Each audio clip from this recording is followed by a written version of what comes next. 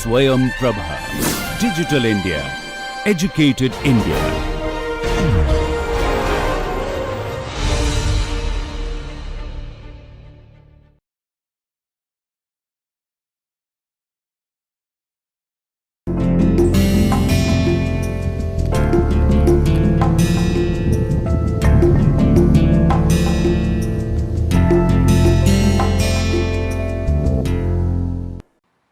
Welcome to NPTEL's course on communication skills. We are on module 2. In the first module, we started with the introduction to the course. I gave an overall view about the course itself. I told you the topics that we are likely to discuss. And then in the second module, we started talking about barriers to communication. This module 2 is completely focusing on the barriers to communication and will help you at the end to overcome the barriers and make your communication very effective. In the previous lecture, I started with telling you what are barriers, what kind of barriers can happen between interpersonal relationships and between human beings when they communicate with each other. Barriers such as psychological barriers and all that we discussed in the previous lecture. Now, in this lecture, we will focus more on overcoming strategies and then talk more on barriers, and then simultaneously I will also talk to you about overcoming strategies. How can you overcome the barriers?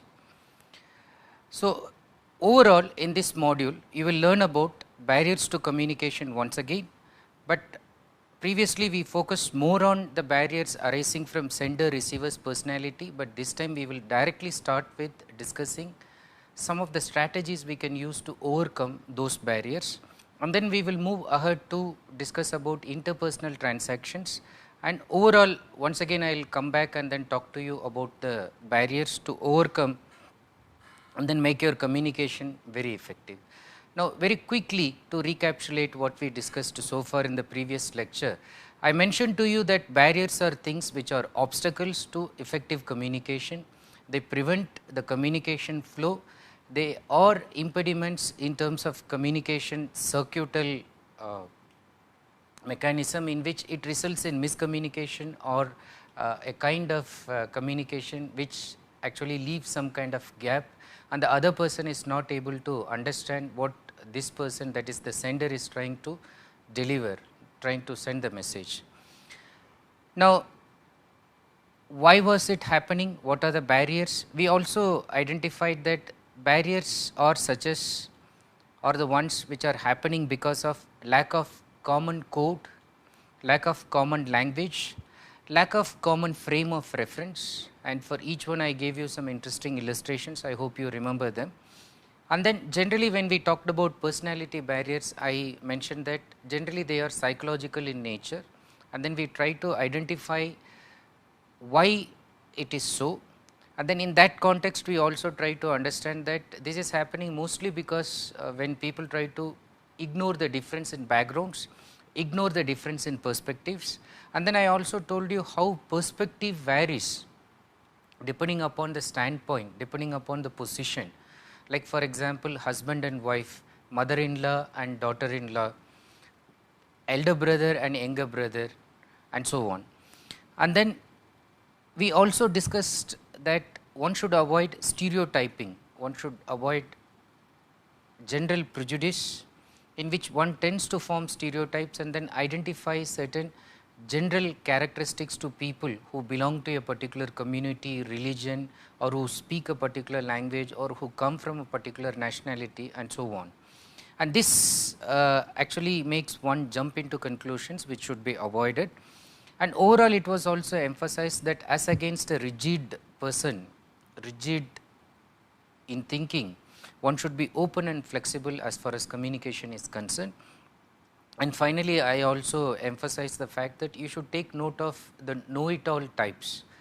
So there are clues like when they talk, they will say all, none, never. So you can use these words to identify that these are know-it-all types, and then you should deal with them accordingly.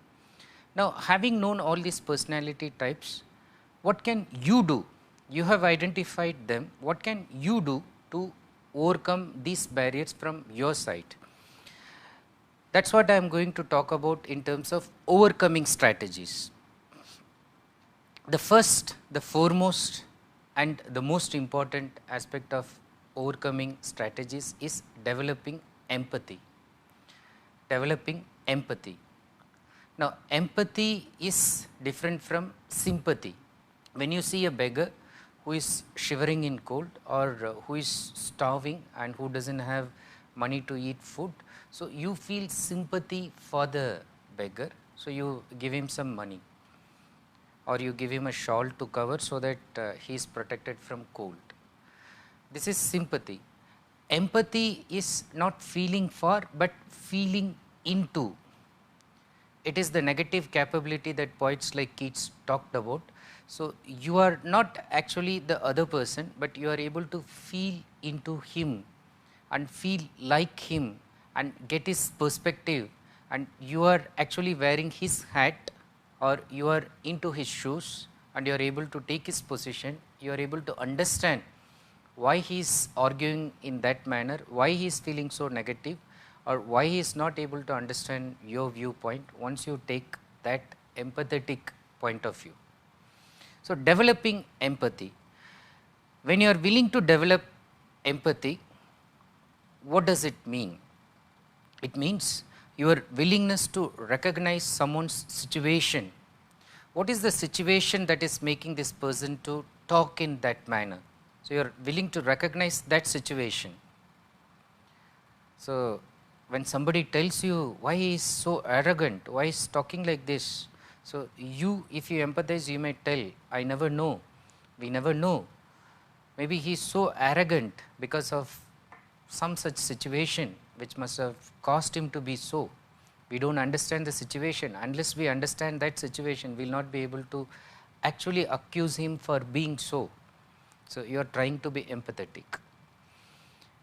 You are trying to accept his or her point of view without prejudice.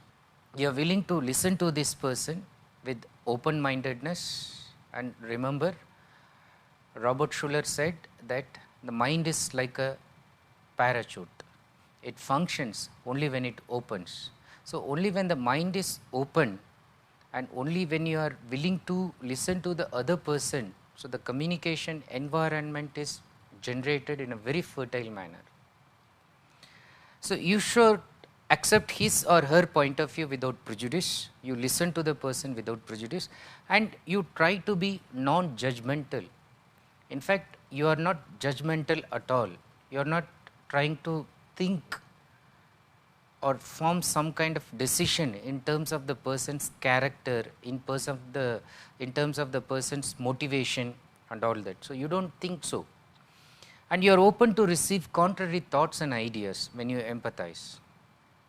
So, this empathy is something that one should develop if one is interested in becoming good, effective communicator, and one is really interested in driving his or her point across and make, or as you put the idiom, to hit the nail on its head. If you want to convey your message effectively, if you want to drive home your ideas very firmly, so then you have to develop this empathy.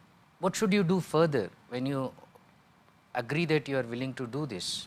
So, you should also have an understanding of the psychology of man. So, try to get into his mind, okay, what are his inner thoughts, and also an awareness of the differences in background, difference in perception, difference in point of view. Try to analyze the person's verbal as well as non-verbal behavior. Later, we have entire module on non-verbal communication, in which we are going to talk how the emotional aspect of the human being leaks out, or what is hidden leaks out through non-verbal behavior, where verbal behavior is just like a sugar-coated pill and it is trying to cover it up. Most of the times whatever we try to cover it up is revealed by non-verbal behavior. So, if you observe the non-verbal behavior of the person, so you will be able to actually import what is there in the verbal behavior, verbal communication part also.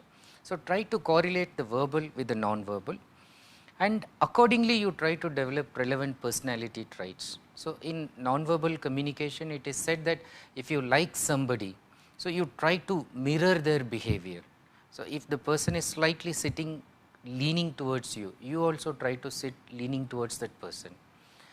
So, if the person puts the hand slightly open, so you also try to open your palm, and so on. You try to reflect, mirror. Even a good communicator tries to reflect verbally the inaccuracies in the other person's speech, in the sense you happen to be a very erudite scholar, your vocabulary is supreme, and you are able to write academic papers, you are able to give academic talks, but when you speak to a common man whose vocabulary is very poor, you act, you speak in such a manner as if your vocabulary is also not that good. The reason is just to make the other person at a very comfortable level when the person is interacting with you. So, you are reflecting, you are mirroring his communicative abilities verbally as well as non-verbally. When you are able to do, you are actually creating that communication environment, and communication will take place in a very spontaneous and genuine manner. When you do this, you should also not allow to stereotype. That is, when you form stereotypes, it will try to cloud your judgment. So, try to look at the person as a unique person, try to remove the person from his religion, nationality, culture, custom, even the way he has dressed, even the way he speaks, remove everything, focus on the message.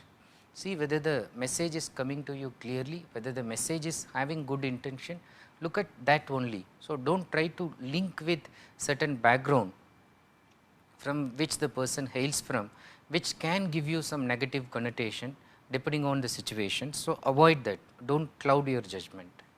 Now, you should always try to look at the person from his perspective, the other perspective. In order to illustrate that, I will just discuss a very interesting anecdote that actually was a kind of paradigm shift that happened in Stephen Covey's life. In his famous book, 7 Habits of Highly Effective People, Stephen Covey talks about an incident in the introduction that actually made him change his way of looking at people. What was that incident that made him change his perspective entirely? It was this. So, once he was traveling on this New York subway car, it's a very quiet car, so people are returning back from their work. So, most of them are tired, they are reading out their newspapers, some are just dozing off, and it's a very quiet car moving slowly. So, at one stop entered a father with 3 kids. So, more or less with an age difference of 2 or 3. So, one boy, another girl, and then slightly an elder girl. So, 2 girls and a boy, and then they get in. Now, this person happens to sit next to Stephen Covey, and then what happened? So, he is lost in his thoughts, and then he is just looking at somewhere, and then is completely lost in his own thoughts. Meanwhile, what did the children do? They started roaming here and there. So, they moved around. So, understand that it is a very quiet environment, and they started becoming noisy, noisier, noisiest, and then they caused lot of disturbance. They moved around, they played hide and seek. Somebody was reading a newspaper, and the small boy went and tried to hide behind that newspaper, getting inside the seat, below the seat. So, all these things they were trying to do, and then moving here and there, and then making lot of noise, and slowly one by one the passengers got annoyed, they were irritated. But out of politeness, out of decorum, out of modesty, they were restraining themselves. But Covey thought, he should also shout at the person, because he was also angry and he could not concentrate what he was having in his hand, he could not read something. So, he understood that everybody happened to be disturbed by these kids, and he wanted to know why this man was just lost in his own thoughts and not bothering or just remaining indifferent to what is happening. But he was about to shout, and before he was about to shout at this person, he thought that he better ask the person why he was remaining so. So, that thought, thinking that let him ask this person first before he would shout and express his anger. So, that was the thing that revealed a very interesting aspect of the other person. So, what did the other person tell? So, Stephen Covey told him, why not you control your children, and it seems you are lost in your own thoughts, just you try to control them, they are causing lot of disturbance. So, then the man said, yeah, I would do that. So, he was about to do, but then Covey also, but why aren't you doing that? So, then he said, oh, I am not doing that because just now we are coming back from the hospital, so in which their mother was admitted after a severe fatal accident. She died on the spot, they just brought her to the hospital, and she was just young, so lovable, so good looking, and these 3 children, they were loving her like anything, and she took care of all of their activities, going to school, their education, everything. I was completely lost in my business, I did not have time to take care of them, and I had never taken them in this bus so far.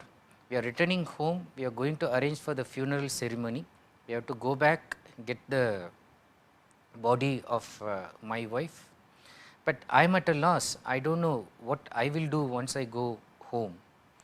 And these children had never gone by this bus, just for fun they wanted to get in. So, I thought I will just give an opportunity right now, but I do not know what will happen when I go home. I do not know how to face them, I do not know how they will face me. So, I am just thinking about that. Now, the moment Stephen Covey realized that this person was lost in his own thoughts, not because he was indifferent, not because he was careless, not because he was insensitive to the people around, but because of a personal tragedy that was so overwhelming that he was not able to think actively, he was not able to go ahead and stop the children because he was paralyzed in his own thoughts. Now, this shift is what Covey calls as paradigm shift that happened in his life, that taking the other person's perspective before you think that you should accuse that person. So, that changed him, and that made him write that book also. So, he makes a very interesting statement. He says, do not be guided by prejudice, do not be guided by prejudice, seek first to understand, then to be understood. So, you try to understand the other person first and then to be understood. Okay. So, if you try to understand the other person first, automatically the other person will also try to understand you, instead of thinking that you should be understood first. So, that is coming from a rigid perspective, a kind of prejudice which Covey says one should avoid. So, developing empathy, and then along with that removing any kind of prejudice and willingness to seek first to understand somebody. So, these things will go a very long way in making you a very effective communicator. Now, to continue with the thought of using empathy, being very expressive, look at the quote from another famous poet and philosopher, Khalil Gibran. See what he has to say. He says, keep me away from the wisdom which does not cry. Keep me away from the wisdom which does not cry. So, there is no point in having a wisdom which will not feel, which will not have the sensitivity.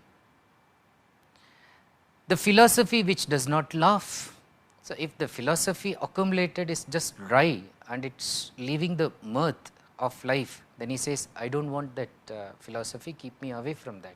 And the greatness which does not bow before children. However great you may be, if you cannot bow, before the child, before the children, he says that I don't want that greatness. What Khalil Gibran is talking about is this kind of empathy. So, when you have one, you should be able to come out of that box thinking and able to see life from a different perspective, and one has to be expressive. Accumulating wisdom, having the knowledge of lot of philosophy should not make one a moron. So, the person should be able to laugh, the person should be able to cry, the person should be able to listen to children.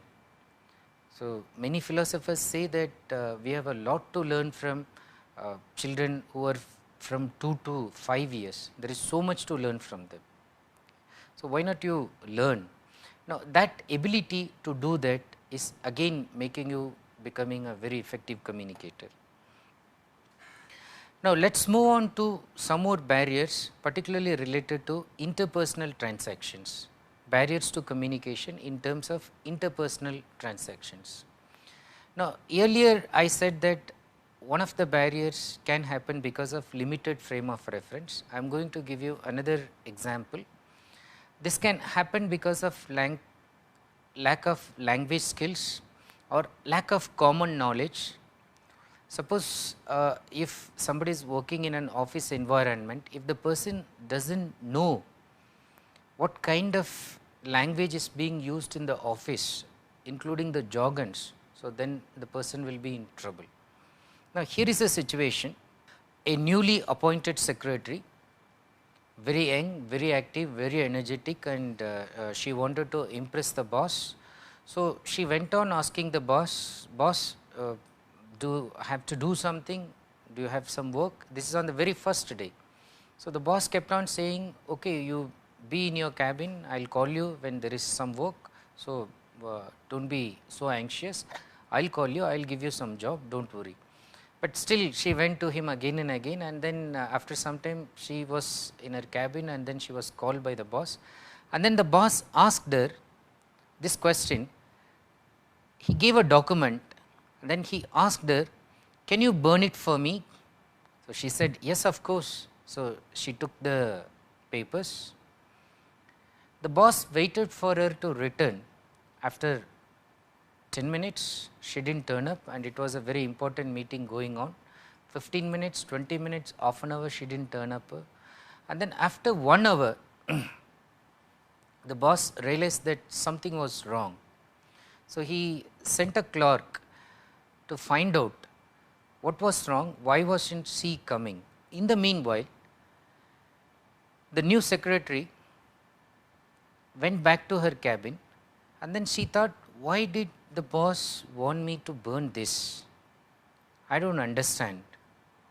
So, maybe he could have done it himself, but the fact that he wants me to do it, maybe he wants it to be done very carefully.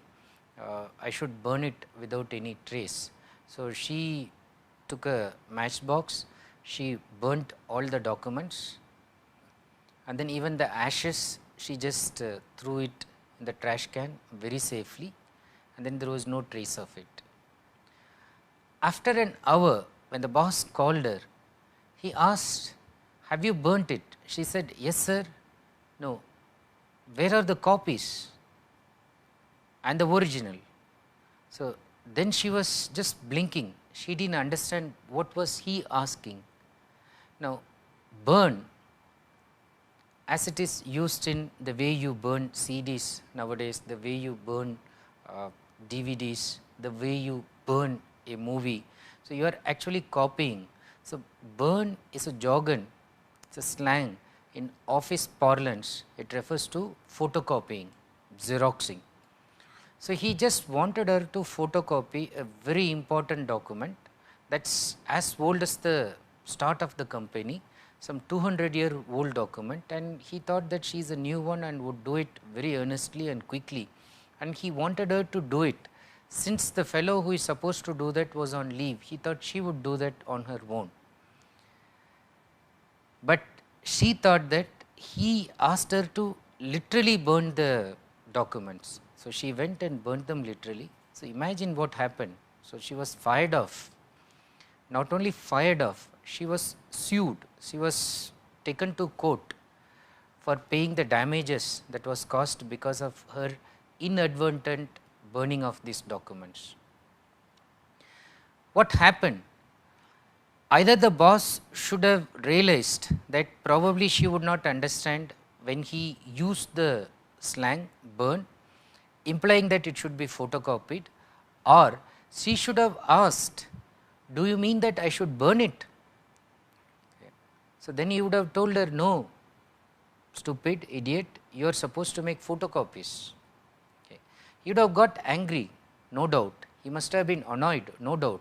But the precious document could have been saved safely just by seeking clarification. So, two things: when the sender is sending it, try to be clear in your communication, ensure that the receiver has understood your import of the message. Second, you are at the receiving side, so try to understand that you have clearly taken the message from the sender. If you do not understand, seek clarifications. Another barrier that can come in between in interpersonal transactions happen to be the emotional interference. In fact, we can talk about emotional barriers as such. What do we mean by emotional interference? The emotional reactions, particularly negative attitudes and use of wrong timing, can all play havoc in communication, cause miscommunication, breakdown of communication. What about emotions? Display of intense emotion is likely to distort the message. Intense emotion can be love, very intense, hatred, jealousy, anger, joy, agony, sorrow, all are intense emotions. Now, this display of emotion while talking, if you try to let it go loose, then words will carry different meanings, words will be flared up, and there will be miscommunication, and sometimes you lose the other person at the other end. What are other aspects of emotional barriers, and how to avoid this kind of emotional barriers? What should you do? Now, generally when you talk about emotions, just sometime before I said that you should be expressive. So, if you gain wisdom, you should be able to cry also, you should be able to laugh. So, that is fine. But in terms of gestures, there are hidden gestures, there are open gestures. Some cultures teach the community, teach the children right from their childhood that, oh, you are a boy, you should not cry. You are a girl, even if you cry, it does not matter. And there are other culture where generally they say that, so you are tough, so you are not supposed to cry at all, whether you are a boy or a girl. Okay, so you are equal, so do not let out your emotions. Now, this kind of the degree in which you express your emotions, they happen to be culturally given to you. But how you express it and how do you make those emotions effective in your communication is something that you should learn at an individual level. And another thing you should know is that there are positive emotions like love, expressing kindness, feeling charitable, feeling sympathy. So, these are all positive emotions, whereas there are negative emotions, and mostly these negative emotions act as strong barriers compared to positive emotions. So, what are the negative emotions which act as barriers? Fear, if you are afraid of somebody, something, so it is a barrier. Apprehension, misgiving, so you are doubting, suspecting somebody, and then anger, bitterness, hatred, jealousy, disbelief, distrust, even anxiety, low self-esteem. So, if you have low self-esteem, automatically you try to antagonize the other person, you try to fight with the other person mentally, and then distress, even stress can all act as negative barriers in terms of your communication. Apart from that, fatigue, if you are physically so tired, ill health, and if you are suffering from some severe pain, disability. So, all these ones can also cause the negative barriers, negative emotional barriers in communication. Now, the interesting fact here is negative emotions interfere more than positive ones. So, you should put a check to negative emotions. If not, you can't control positive ones, but negative emotions should be controlled. For example, the attitude of a person. If the person has a kind of negative attitude which is shown in the threatening or domineering attitude, so it will actually make the other receiver defensive. The other receiver will not come out. So, even the body gesture, the person goes so close to the other one, puts one foot on the chair and then very close, and then he is asking, how are you? So, that is intimidating, dominating. So, the other person immediately feels like going back, trying to save the person's dignity. The other person is likely to misinterpret, ignore, or even overreact to the messages. Now, similarly, when you are negatively charged, you should avoid arguments, because most of the times when you have negative emotions, especially anger for example, or you have low self-esteem, you keep on arguing with the other person. Dale Carnegie was written many books related to communication, influencing people and all that. So, he makes an interesting statement about avoiding arguments. Why should you avoid arguments? And it is a good advice in terms of mastering your communication skills. Look at this. Why prove to a man he is wrong? Is that going to make him like you? If you prove him wrong, he is not going to like you. Why not let him save face? He didn't ask for your opinion, he didn't want it. Why argue with him? You can't win an argument, because if you lose it, and if you win it, you lose it. So, even if you win the argument, you lose it. Why? You will feel fine. So, you will feel happy that you have won over that opponent, but what about him? What about your opponent? You have made him feel inferior, you have humiliated that person, you hurt his pride, insult his intelligence, his judgment and his self-respect, and he will resent your triumph. He will not be happy with the fact that you have won over in the argument. That will make him strike back. He will keep on thinking how to attack you, he will come back, but it will never make him want to change his mind. When you thrust your ideas, when you have won the argument, he is not going to change his mind. A man convinced against his will is of the same opinion still. That is what Carnegie has to tell us. So, if you force your opinion, win the argument by your domineering attitude, manner, the other person is not going to change, but the other person is going to nurture negativity, which is not good. In communication, good communication climate is generated when there is this win-win situation. You are right, but I am not wrong, or I agree with you up to this extent. So, reconciliation, negotiation, transaction, so that makes communication effective, not one winning over the other in terms of argument. What are other barriers and overcoming strategies? The other barrier is angry tone. Apart from argument, if the tone itself is very angry, so what happens? The voice level becomes too loud when somebody is shouting. Now, what should you do if somebody is just shouting? So, if you are at the other side, you should be able to lower your voice. You speak in a calm, assuring tone.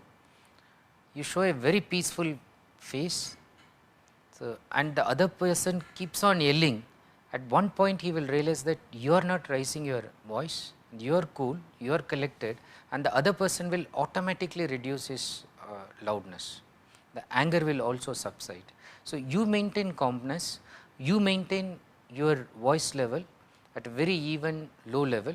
So, you do not rise it, so automatically the other person will reduce, and then you will be able to negotiate with the person. The sender should also show concern, gain trust, and establish credibility in the eyes of the receiver. This means the sender cannot just like that send a message. The sender has to send trustworthy messages for quite some time, and then a credibility is built, then only he can push for some innovative ideas which are not agreeable by the other person. This can be done through consistent and predictable behavior. The behavior should not be unpredictable, so then the other person will be able to accept it. Look at things like fear of change in offices.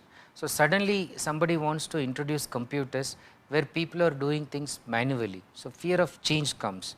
Now, this can be removed through education and familiarization.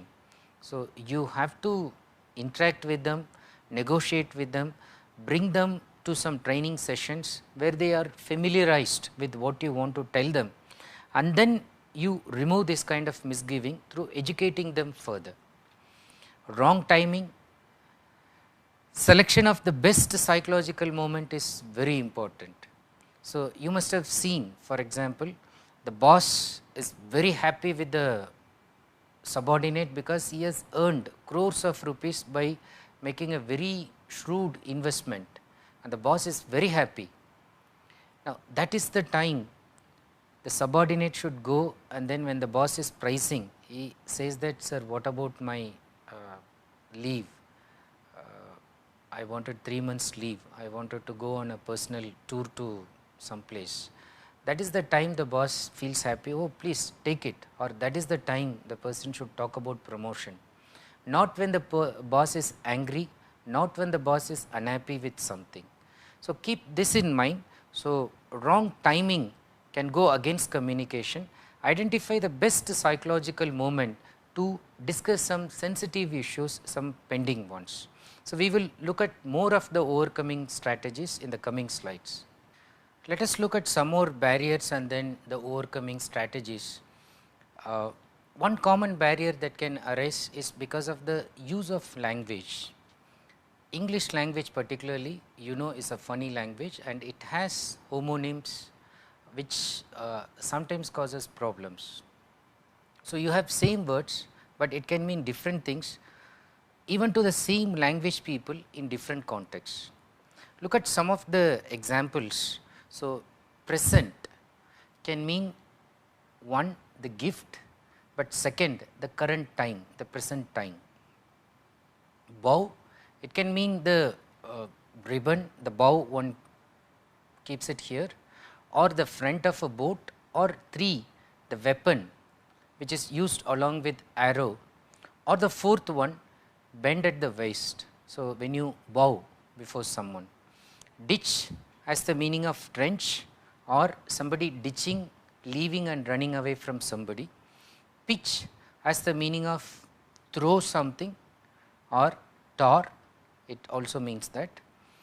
Rich has about 12 meanings, but at least some common meanings. Rich commonly means wealthy in terms of material wealth, money. Also, it means abundant supply of desirable qualities, like in rich in ideas, rich in imagination, rich in minerals. And it also means strong, intense, a rich red, okay, intense red in that sense. Well, noun, you know that it refers to the hole in the ground which is used to obtain, collect water. In the adverbial position, it refers to something that is good, like she slept well, which means she had a good sleep. Now, it has a third meaning of doing something in a thorough, complete manner, well educated person. So, it means a person who is completely educated. Meter again, so it can mean measurement, that is the basic unit of length. It also means rhythm in poetry. So, when the word is used, so you should make the context very clear. In which sense are you using it? If you are the sender, and if you happen to be the receiver, you seek clarifications. Okay, ask them whether the person means this or not the other one. So, this actually enhances the communication effectiveness. Now, look at other interesting examples. The same words can mean different things in different cultural contexts, okay, which means in your culture, your language, it means something, but in different cultural contexts to different language speaking people, it means something else. Some very interesting examples which happen to leading companies. Two examples I would like to quote. One is about Coca-Cola. When Coca-Cola was introduced in China, it was named as Keiko-Kela. Okay. Now, in Chinese, what it meant was bite the wax tadpole. Okay. Obviously, the people didn't mean this.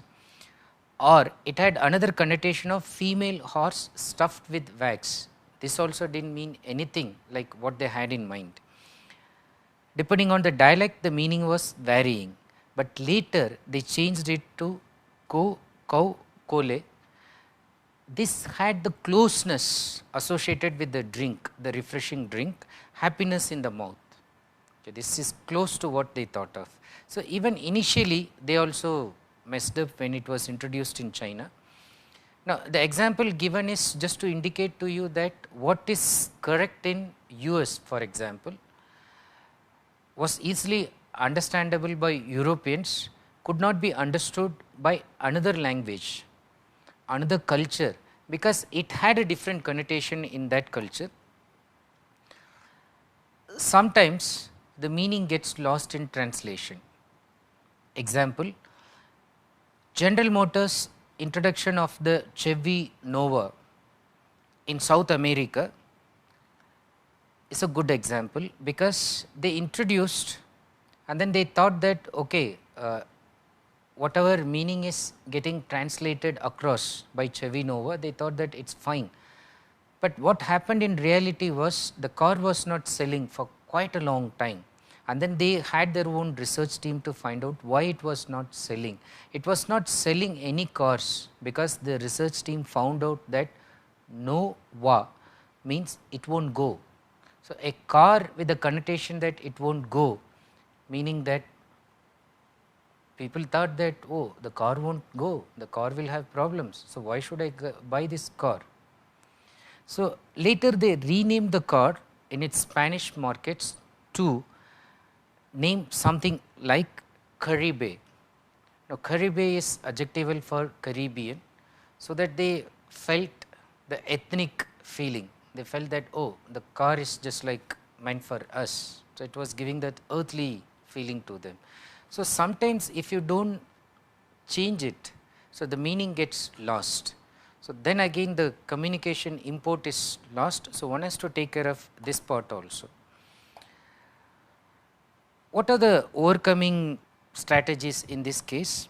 When you use an ambiguous or polysemous word, so ambiguous more than one meaning, polysemous like the word rich has 12 different meanings. So, word with so many meanings. So, when you use them, make the context very clear, and if there is any cultural variation, try to understand the cultural variation in pronunciation. That might cause miscommunication. Try to understand this, and while speaking, if you happen to utter these words, try to correlate your intentions with positive non-verbal gestures. So, for example, later when we go for non-verbal communication, we are going to study that any kind of this closing of the hand, closing the palm, so will indicate that you are actually trying to be on the defensive. So, in interaction suddenly you feel cold and then you put like this. So, in order to avoid miscommunication, you can tell the other person, oh, aren't you feeling cold? I am feeling cold. Okay. So, this makes the other person understand that oh, because of cold the person is doing like this, not because he is trying to hide something to me. Again, in European culture, in American culture, looking into the eyes of the other person, maintaining direct eye contact is considered to be trustworthy, direct, honest, straightforward, and the opposite is true. If you keep on shifting your eye contact, or if you are looking at something that is distracting your attention, they think that you are not honest or you are trying to avoid something. Now, there might be a situation where while talking, some dust entered into your eyes, and then you, because of that, you start moving here and there your eyes, you are not able to focus. Probably you should tell the person, say sorry that something has entered into your eyes, you are not able to look into the person directly, lest you cause misunderstanding. So, one interesting thing about communication is you can use the non-verbal to correlate the verbal, and when the verbal fails the non-verbal, so try to clear once again through verbal communication what you are doing non-verbally, which may give a wrong message to them. Then seek the help of a translator, especially in case of Coca-Cola and other brands which are introduced. It is better to seek the help of a translator, especially a native speaker, the local one, as and when required, so that you avoid communication gaps or causing miscommunication. One interesting thing that is happening today is the technology barrier. Look at this picture now, it is getting circulated in Facebook, saying that the day that Albert Einstein feared has arrived. What was the thing that Einstein feared? Einstein says, I fear the day that technology will surpass our human interaction. The world will have a generation of idiots. Now, ironically, if you understand, computers and mobiles are invented to save our time, but you know how much time the younger generation is spending in whiling away their time, wasting their time in sending SMS, checking emails, connecting to social network sites, chatting with people and so on. Now, look at this, how communication devices are getting lost while when you are having coffee with your friends. So, it is a time when you are supposed to have intimate, personal chit chats and cheer up. Okay. So, that part is lost. A day in the beach, again you have gone for an outdoor, and then you are supposed to enjoy the nature, again that is lost. You are lost in the virtual reality. Even cheering your team, so that time also instead of genuinely cheering, you are bogged down with some messages and thing that comes on your mobile device. Even out on an intimate date, we can see the intimacy is missing because technology is serving as a barrier. And even enjoying the sights, you do not actually enjoy the sight, you try to capture it. Okay. And then having dinner, so most of the times dinner time is the time when you interact at a very personal and intimate level, so that part is also missing. Now, how to avoid this kind of technology barrier and how to cause effectiveness in communication? You should use technological aids for communication to the minimum. So, technology comes as a support, as a supplement, as something that is complementing your communicative purpose and intent and message. It is not dominating you so that the message gets lost, the message gets distorted. No, technology is not meant for that. Then use appropriate media. As far as communication is concerned, we have the spoken medium, the verbal part, the written part which is also verbal, but the written aspect of verbal part, the graphic representation of what you are speaking, and the non-verbal. So, using other than the verbal part, that is using your gestures, using your body language, facial expressions, pictures, graphs, diagrams and all that. So, you are able to communicate. Now, identify what will be the appropriate medium first. Will it be the spoken, written or using non-verbal? Then decide the channel. So, there are so many channels like face to face, one to one, one to group, one to many, like public speaking, telephone or using mobile nowadays, using radio, TV, writing letters, sending emails, sending SMS, telegrams and so on. Now decide the channel and then use the channel appropriately. So if you can use face to face communication, then do not send SMS. Okay. For example, if the friend is sitting just next door and then you just want to ask him whether the person will come for a cup of tea, it's better you just go knock at the door and request the person whether he would like to come for a tea instead of sending an SMS. Okay. The warmth that is generated in the personal asking is lost in SMS. So identify that. So even for example, proposals, whether it is a business proposal or a marriage proposal, face to face interaction is a must.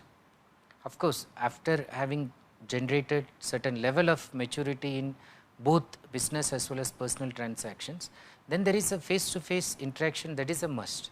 But if you send SMS or email, so then actually the other person will doubt your genuine interest in the transaction that's likely to happen.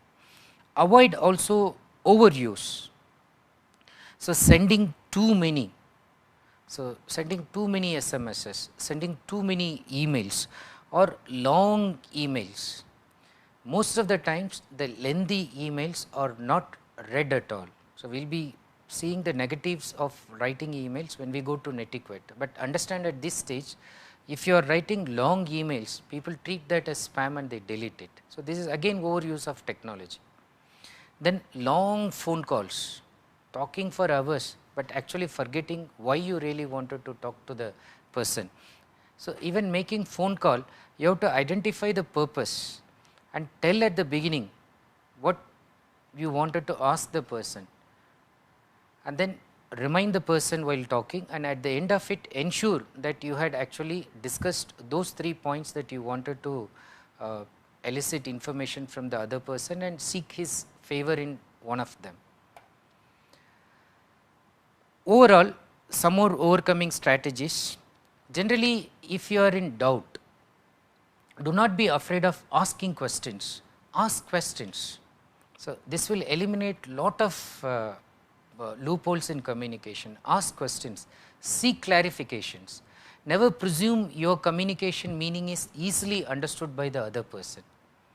So even if you are delivering a lecture or a talk, you can just pause and then ask one of them, are you with me? Do you follow me? Do you understand what I am telling? Or can you just put it in your own words? So seek clarification. Be clear and precise about your message. So do not meander, do not use unnecessary words.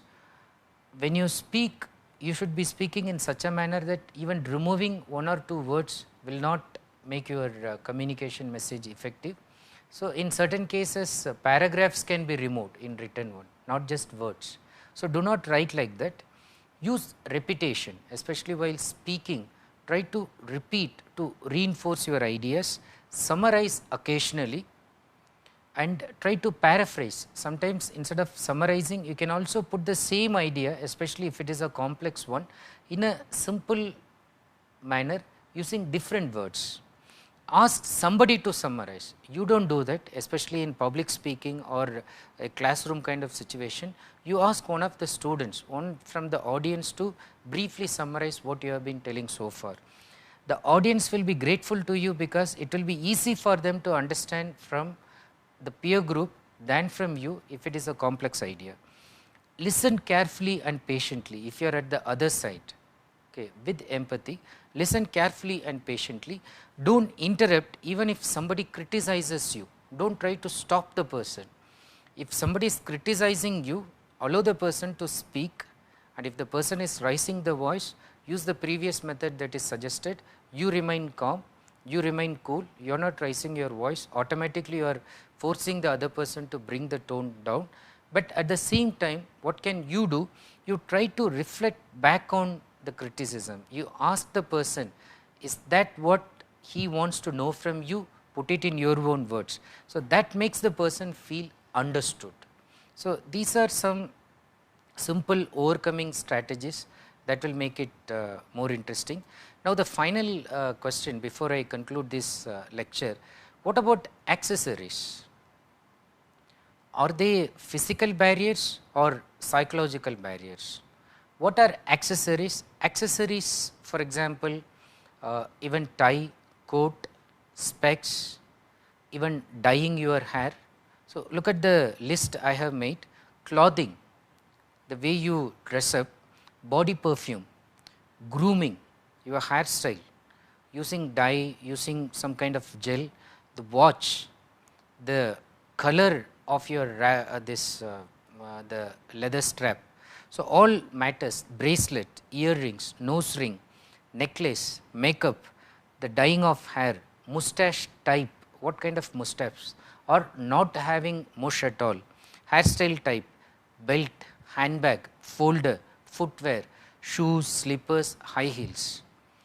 Now, are they physical or psychological barriers? Now, the simple rule is they should not be barriers at all. Suppose you wear new shoes thinking that the new shoes will impress the people in the interview, but if the shoes keep on pinching you and then it is hurting you and it is giving you pain, now that is a no, because it is going to become a psychological barrier when you are going to give answer. If you think that wearing that necklace, the new one that was gifted to you, the diamond necklace, it's so good, but you sit in the interview panel and then it's glaring and somebody is very sensitive to eyesight, okay, and then light is not so congenial for this person, and when this glitters on this person's eye, so that's a no, okay, it's trying to distract attention. Now, the same thing goes, for example, things like wearing high heels. Even research is done. People know that wearing high heels, for example, is not good for back. It's actually causing lot of problems. Spondylitis can be caused because of wearing high heels. But when ladies were asked, especially people who have tall bosses, the male boss, and if the secretary happens to be slightly short, wearing high heels, most of the lady secretaries said that they were able to maintain eye contact, direct eye contact. So, this was helping them to maintain that, so that they were able to feel that they are on par with the boss, and it was reducing nervousness and any kind of insecurity. But the same thing for, let us say, a diamond studded high heels, so that is again a distractor. So, that should not be used. The final conclusion is, even if they happen to be physical barriers, if they are so, you remove them. Do not use anything that will distract the attention. Do not use a shirt that will make you feel uncomfortable.